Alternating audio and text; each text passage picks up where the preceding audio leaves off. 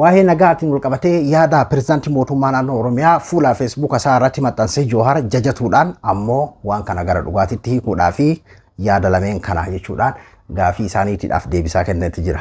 Nageenyi pirezidaantii mootummaa naannoo Oromiyaadhaan labsee fi akkasuma gartee kan inni gaafate karaa kamirratti nageenyi bu'uu qaba ka jedhu maxxansa isaa kana keessatti kan inni kaasee fi akkasuma deebisaa Jawahar Mohammad wanni kun gartee akka dhugaa ta'uuf yookiin hojiirra ooluudhaa fi ulaagaa didiqqoo waan jiru keessaa ulaagaa lama kan inni kaa'edha. Akkasuma haqa yeroo ce'umsaa marii biyyaalessaa jechuudhaan kan mootummaan Itoophiyaadhaa taa'aatiin jiru irratti jechuudha waan hayyoonni jechaatiin jiran. Waa'ee rakkoo nageenyaatiin wal qabatee haala hawaasni keenya keessa jiru akkasuma gartee ibaluu gargaaruu qabnaa ibaluu rakkatee irratti qoqqoodamiinsa hawaasa keenya gidduu jiru keessattuu karaa TikTokii jechuudha akka malee qoqqoodamiinsa guddatu jira.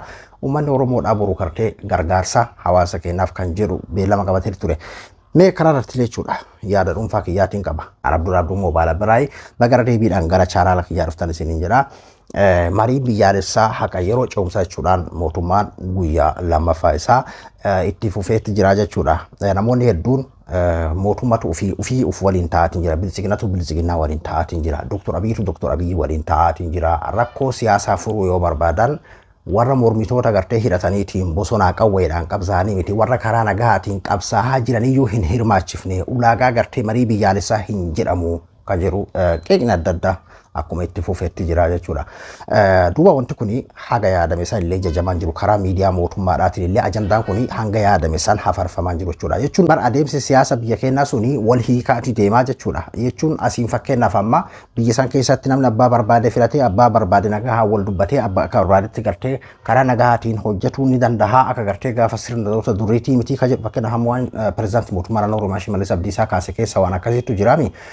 Kanarratti yeroo jedhametti ammoo kanummaan gartee nagaa hanqabsaa'u kan qawwee harkaa hin qabne kan akka battee urgeessaa karaa gubbatti ajjeefamee harki duubatti hidhamee karaa gubbatti darbamee kan ammoo komishiinara nageenyaa gartee kanuma isaan hundeessan kanuma isaanii kanuma Itoophiyaa jechuudha kan gartee walabaa kan addunyaatiin kanummaan isaanii ragaa guutuu irratti baheeti ture jechuudha. Anis viidiyoo sana isiniif dhiyeesseetiin ture jechuudha. Karaa biraatiin ammoo paartiidhaan mormituu ABO HD warra karaa nagaa hatiin qabsaa'u hoogganoonni isaa har'an tana manni murtiidha.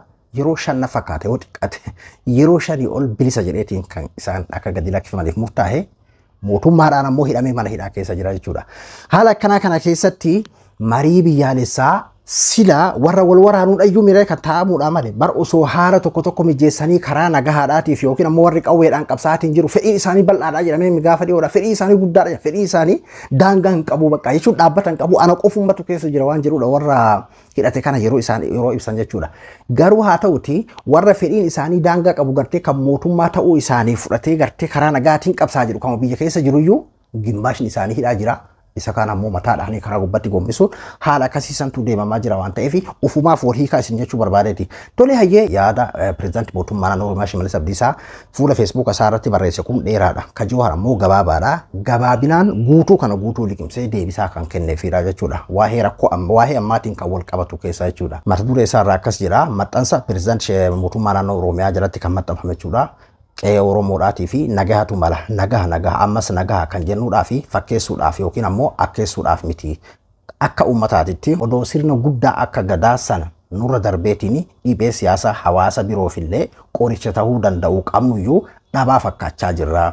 Akka namaatitti hiree nagahaadhaan jiraachuudhaa fi naannoo tasgabbaa'aa keessatti hojjechuu seeraan nuuf kenname osoo qabnu seera dhablummaan seeraan alummaan goolamaati jirra. Oromiyaan seeraan malummaadhaan goolamaati jirti jechuu isaaniiti.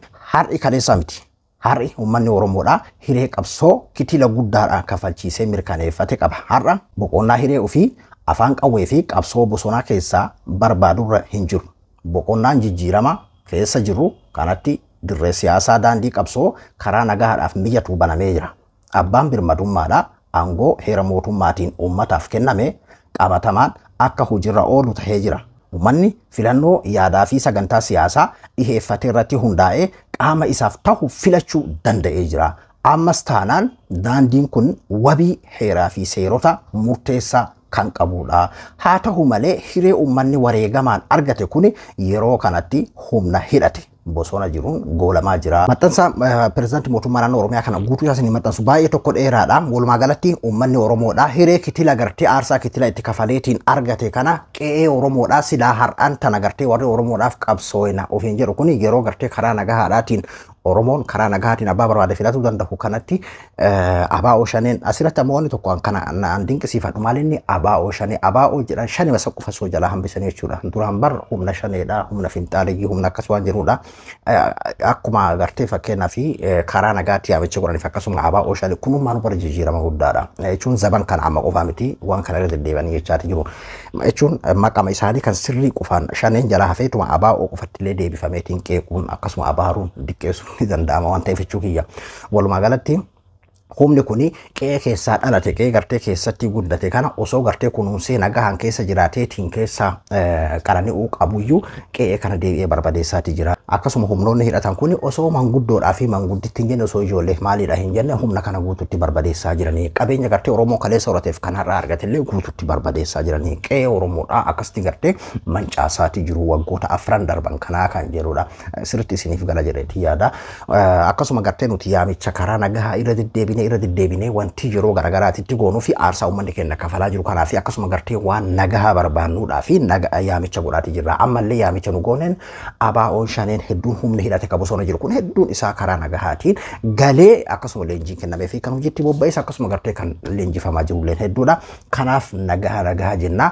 Akkasuma immoo nuti olaantummaa seeraa dirqama hawaasa keenya dararamaa jiru kana dirqama tunurra jira olaantummaa seeraa kabachiisuudhaaf waan ta'eef kanaaf qabsaa'utti jirra. Yeroo kamiyyuu olaantummaa seeraa fudhachuun itti fufnaa kan jedhudha. Jechuun katabbiin isaanii bal'aadha waan ta'eefidha. Isiniif galaa miira akkasii ajaa'ibatti isinii gala jedheetti yaada. Jawaar ammoo gabaabseetii waa'ee kanarratti deebisaa akkasuma ulaagaa lamaadha kan inni gahate. Ulaagaa lameen inni gahate kun keessattuu akka malee natti tolte jechuudha. Akkasiidha Jawaar Muhammad. Ji'oota darban kana mootummaa naannoo Oromiyaa irra deddeebi'uudhaan waamicha nagahaadhaa yoo taasisu agarra. Lolaa fi dhaadachuu irraa nagahaa lallabuutti cehuun gaariidha. Ammoo afaaniin nagahaa faarsuun kuni gocha qabatamaadhaan wal faana deemuu baannaaniin ummatatti ofittis qoosuudha. Mee dhuguma fedhii nagahaadhaa jiraannaan tarkaanfiilee sadarkaa naannootitti raawwatamuu danda'an lamaan kana fudhadhaa qabadhaa. Lamaan kana fudhadhaa. Takkaffaadha. Ammatti hidhamtoota siyaasaa kumaatamaan jiran cufa hiikaa hin jiru. Hidhamtoota siyaasaa kumaatamaan mana hidhaa guutanii jiran kana cufa hiikaa hin jiru. Mee qondaaltotuma ABO kan manni murtiidhaa marsaa hedduudhaaf bilisaan gadi lakkisus bu'aa seeraa tokko malee waggoota 5 darbeedhaa fi hidhatti ugguratanii dhukkubaan dararamaatiin jiran gadi lakkisaa. Lammaffaadha. Battee ogeessaa fayyaalessa isaan kan ajjeese humna mootummaadhaa ta'uu waan komishiinarri mirga namooma mootummaan dhaabe saaxile waan ta'eef akka yeroo jalqabaa san waakkachuu akka hin yaalle abdiin qaba. Amma mee namoota isa ajjeesanii fi ajjeesisiisan saaxilaa seeraaf dhiheessaa ulaagaalee lameen kana qofaa godhaadhaa kan jedhu jechuudha. Amma bar humna hidhatee miti beekikaa warruma karaa nagahaatiin qabsaa'e kan akka gartee anaa fi sihii kanatti uffateetiin tattaa'u kan koota uffatu kan mana hidhaa guute san fakkeenyaaf mootummaan naannoo Oromiyaadhaa gaafa wayyaanee san waa warri fakkeenyaaf warri biyya bulchuu jedhaatiin ture karaa obbo Joo kanaan jedhamu nama hordofnaa jechuudha. Akkasumaan pirezidaantii mootummaa naannoo Oromiyaa jedhe kana haaluma akkanaa kanaan jechuudha kan deemamu. Karaa obbo Joodhaatiin uummanni Oromoodhaa hiree amma argate kana gartee sirna nafxanyaadhaa akkasitti gartee barbadeesse aran tana sirna nafxanyaa sanuu balaaleffatu nu beeke hin jiru warra xiqqaatee jira jechuudha suniyyuu. Yeroo takka karaa gartee Shimallis Abdiisaa kanaan haa jedhamu malee aga tokko xiqqaatee jira jechuudha. Uummanni Oromoodhaa haala akkasiisan keessaa bahee amma akka gabrummaatti hin deebinee fi hiree kana eeggatuu qaba tokkoomee hiree kana jabeeffatuu qaba tokkoomee kan jedhudha. Amman tarallee kun okkitiilaanii eeggatee. Fakkeenyaaf amma namoota gartee mootummaa kana qeeqanii fi namoota gartee mootummaa kana faarsan wal bira qabamee yeroo ilaalamu amma kamtu irra mootummaa kana jaalataa jedha yeroo takka akka nama tokko walitti jechuudha kiyyaan. Nama gartee mootummaa kana qeequtu irra jaalataa jedheeti namanaan. Maaliif jennaan har'an tana warri gartee mootummaa kana mormu jibbaa ebaloo achi ka'ee achi naa haa ta'u yookiin ammoo Abiyyi achi ka'ee Jawaar achi naa ta'u Jawaar achi ka'ee Marroo achi naa haa ta'u natti fakkaatu. Mootummaan ummataadhaa ta'uu qaba karaa filannoo karaa dimokiraasii akkaataa wayyaanee san hin ta'inidha. Oromoon saba bal'aadha. Wayyaaneen kaleessa agartee ummata xiqqoo waan taatee fi sodaattee akkasitti cunqursaatiin turte Oromoo yoo dimokiraasii godhee Oromoo qofaa miti bara sabaa fi sablammoonni biyya sanii hundi abbaa barbaadan filatanii abbaan barbaade filame kan hawaasni filate akkuma gartee biyyoota ammayyaa ammas keessatti Shimallis fakkeenyaa fi akka siyaasa ammayyaatitti kan oofaa jedhu jira. Akkuma siyaasa ammayyaatitti namni abbaa barbaade filate akkasitti kan ta'uudhame namni bar mootummaa kana mormu namni mootummaan kun sirrii miti jedhuun isaatu jechuudha. Oromoon dhugumatti sirna hammayyaadha kan dimokiraasiidha kan namni hundi keessatti bilisoomu kan bineensi keessatti bilisoomu kan namni keessatti bilisoomu kan lubbuun ilma namaa tokkottiin keessatti gartee seera alan baane kan namni hundi mootummaanis uummanni illee seera jalatti bulu. Itoophiyaan akkasiisun Oromiyaan akkasiisun yoom ijaaramtii kan jedhudha Oromoon gartee warri mootummaa kana mormuu jechuudha.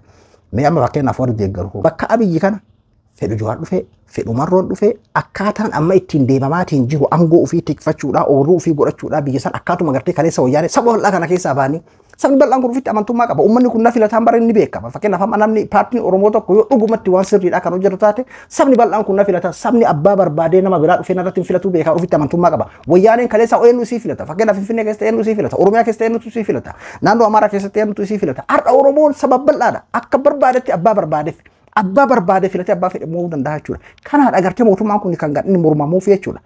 Haala akkanaa kana keessatti akkuma wayyaanee kaleessaa immoo sodaadhaan guutamanii ana malee har'a Oromiyaan tun fakkeenyaaf har'a ABO'dhaa fi OFEKO'dhaa fi biltsiginnaan geessuudhaa jira kenna. Amma tana mee biltsiginnaan bakki inni agartee nagaa bulchaatiin jiru osoo jara kana sadiiniidhaaf qoodame ka isaan nagaa bulchan immoo ka jara sadiin addaan qoodamtu irra bal'oodha. Mana hidhaadhaa afaan Oromoo dubbata gaafa dargii har'as afaan Oromoo dubbata kaleessa gaafa wayyaanee afaan Oromoo maal inni lewxiin afaan Oromoo dubbatu afaan Oromoo Shimalis dubbataa jira Abiyyi dubbataati jira kana dhugaadha kanaan garaagarummaa lewxiin jira jechuudha. Karaa biraatiin ammoo waa'ee gargaarsa uummata keenyaati fakkeenyaaf kaleessa borutti beellamni qabamee ture Oromoon karaa TikTok qoqqoodamiisa guddatu jira fakkeenyaaf guyyaa kanarratti geema beellamaatu jira akkasuma gargaarsa walirratti gootanii sadarkaa itti Oromoon karaa TikTok san keessa jirtu waan nama qaanfachiisuudha gargaarsa uummataa kanaa fi TikTok namni dhuunfaadha taphatu wal madaajisanii jechuudha akkamitti guyyaa geemni qabame irratti maal jedhamanii beektanii baatii lama dura yookiin baatii sadi dura qabame geemni beellamaa kuni akkami guyyaa san irratti qabame akka qabametti fakkeenyaaf manguddoonni guyyaa akkanaatti gargaarsa uummataatiif nuu qabaa jedhameetti warruma gartee geema taphatu kanneen warruma gartee akka asliimaakii kanneen gaafatameedha kan jedhamu jechuudha. Guyyaa kana geematu jira jedhameetiin fakkeenyaaf irraan wanni kun dhimma uummataati waan ta'eef kan geema taphatullee miidhamuu hin qabu dhugaadha. Garuu Oromoon haala akkasiisaniin wal dhiibaatiin jira jechuudha. Akkasuma jibbaadhaan godinaan alaabaa dhaabbatee nuti ebaluu waliin dhaabanna nuti gargaarsa waan jedhamu hin beeknu nuti ebaluu waliin dhaabanna nuti akkas taana jedhee haala kanaan wal qoodaatti jira jechuudha. Hundaafiyyuu uummanni keenya immoo beelaan akkasti gartee karaa gubbatti faca'eeti jira haalli uummanni keenya keessa jiru ammayyuu haala hamaa keessa jira waggoota afran dabran kana Wallaggaa fi Gujii irratti Oromoon gartee dagatee akka waan gartee rakkoo fi ajjeechaan uummata nagaa saniif sababa gartee maroo achi keessa dhalateedhaa fi uummata nagaa kanaaf sagalee ta'uu dhiisee uummata buqqa'ee kanaaf birmatuu dhiisee gargaaruu dhiisee Oromoon godina hunda irratti dagadisan har'a godina hunda dhaan kokkaa jira jechuudha. Godina Oromoo takka lama jechuudha. Kunillee waggaa takka lama booda godina Oromiyaa kana guutuu wal gahaa jechuudha. Oromoon ofirratti illee barataa jirudha. Waanuma waggaa afran dabre kan Wallaggaan kophaa akkasitti foonee itti callifnee uummanni nagaa ajjeefamuu qabu sagalee ta'uu fi dhiifnee ka buqqa'e sanillee hagam gargaare fakkeenyaaf namni kutaa biraadha jechuudha. Ammallee karaa waan tokkotu jira. Namoonni ganda keessa rakkoon nageenyaadhaa ganda keessa dhaqqabe ol ji'aatii sagalee baafadhaatii dubbadha. Gandummaa wanni jedhame barsilaa waan ittiin amma wal qoqqoodan kanaadha malee ati gadi baatee bara akka aadaa Oromootitti namni tokko gadi baheetiin uuna dhaqqabaa kan jedhu nama gartee rakkoon itti galteedha. Namni tokko yoo fakkeenyaaf namni irraa du'e isatu gadi bahee koottaa namatu irraa du'e narraa awwaalaa kan gaafatu isa. Yoo gartee rakkoon humna isaatii olitti dhufte jedhee kan ollatti iyyatu gartee abbaadhaa jechuudha. Abbatti iyyatu. Uummanni akkanaa rakkoo akkanaa keessa jira. Beelawaati jira. Buqqaati jira. Koottaa dabira dhaabbadhaa isin. Yoo Arsii keessa ta'e Arsiidha. Yoo Wallaggaan ta'e Wallaggaa Shawaa ta'e Shawaadha kan dubbatuudha malee kan gabbaheetiin lallabatuudha malee jechuudha. Kanaafuu callisuun qabnu keessattuu amma haalli Arsiin keessa jiru Arsii fi Baale keessa jiru Baalelleen aanota hedduu keessatti Arsiin ammoo bahaa fi lixattiyyuu aanonni hedduun jechuudha haala hamaa keessa akkaatuma Wallagga keessa ture san keessa jechuudha ijoonni Arsii ammoo callisanii jechuudha afaan lugaamatanii callisanii jiran namootuma gartee naannoo ganda sanii keessatti yoo rakkoon irra gahe qofa san qofatu dubbataatiin jira jechuudha kanaafuu wal quhaa qubaannu wal bira haadhaa bannu gargaarsi uummataadhaatis wal falmiidhallee kaasee jira namoonni hedduun karaa akaawuntiitiin haa gargaaramu kan jedhu danjira haa ta'uti gargaarsi kun xiqqoo karaa tiiktookiin saniyyuu Oromoon har'aan tana godinaan akkamitti gartee uummanni akkasii gargaarama kan jedhullee akkasti jibbaa keessan agarsiifataati jira wanni karaa tiiktookiin deemu kun osoo lafatti gad bu'e social media biraa irratti osoo kan faca'u taate hedduu takka waan abdiin murachiisuudha hanga guyyaa immoo TikTok misan qofa keessatti hafaa jira namoonni tokko tokko gartee viidiyoo achi fudhanii as fiduu danda'an malee jechuudha gargaarsi sun ammoo kan qabame beellanni guyyaa borootitti akkasitti quba qabaadha sin jechuuf Abdul Abdul Mobaal Abdiraayi hanga qophii biraatii waliin deebinutti nagaan naa tura.